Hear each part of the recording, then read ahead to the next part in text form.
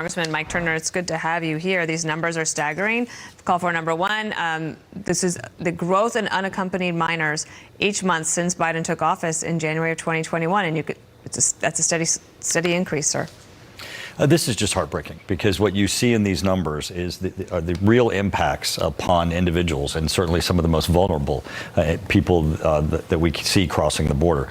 You know, they've had a very treacherous journey, all as a result of the failed Biden policies where they have an open border, encouraging people to risk the lives of their children and to send them up to the border. Now, the administration, as you know, claims that the border is secure, but it clearly is not. As we see the pictures, over 2 million people have been apprehended crossing the border just in the past year. Now, to give you some perspective, where I'm from in Southwest Ohio, around Dayton, Ohio, there's 1.2 million people who live there. So this is more than people who reside in an entire community who have gotten up and walked across the border. But with these children, you're seeing some of the worst conditions, some of the worst effects, and this is completely a result of Biden declaring, in effect, the border open and welcoming people to come. I think we get lost in the numbers, frankly. We're talking about unaccompanied children.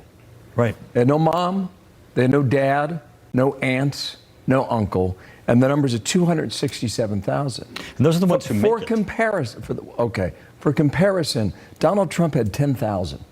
Right. 10,000. Yeah. Which is a lot. It's a lot, right. You're right, but it's a fraction of what we're seeing now.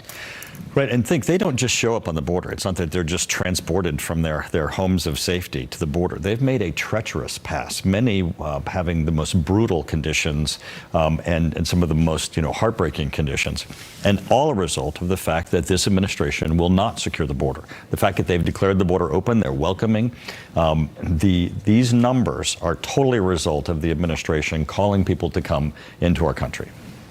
Another topic that we want to get to, we're following the story about the pro-life activist Mark Houck.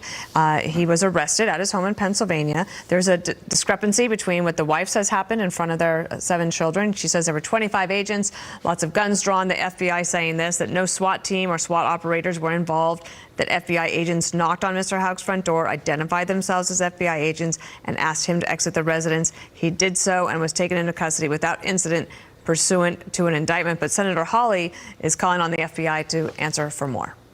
Right, Congress definitely has a role here because what we are concerned about is obviously unequal application of the law. We're worried about persecution, individuals who are persecuted because of their beliefs or their political affiliation. But what you have here, even if you look at what the accusations are against them and accept them as true, which, as you know, they're disputed, yes, it still doesn't justify this level of an invasive, confronting arrest or the FBI going to his home.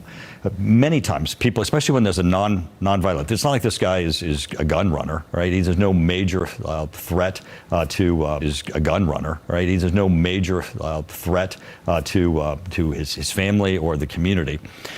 They can ask people to even surrender. They can approach them when they're in their driveway, away from their family. They don't have to escalate this and make this the most intrusive. And that's, I think, we're concerned about the abuse of discretion and this being, someone being persecuted for their beliefs or their political affiliation. It sounds like there's more questions out there. Hopefully we get the answers soon. Meanwhile, 6 weeks from today, you got a midterm election. You're from Ohio. What happens? What does America decide? Well, I think people are very fed up with what they're seeing from the Biden administration. They want it stopped. They want inflation to be reined in. They understand that it's directly a result of this administration's policy, that their out-of-control spending is causing pain and inflation at the grocery store and for their families.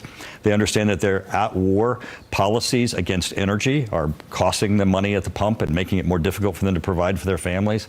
And they know that this unsecure border is resulting in human tragedy, as you were just reporting, but also an unbelievable effect to our country and a burden upon our nation. So Republicans sweep it.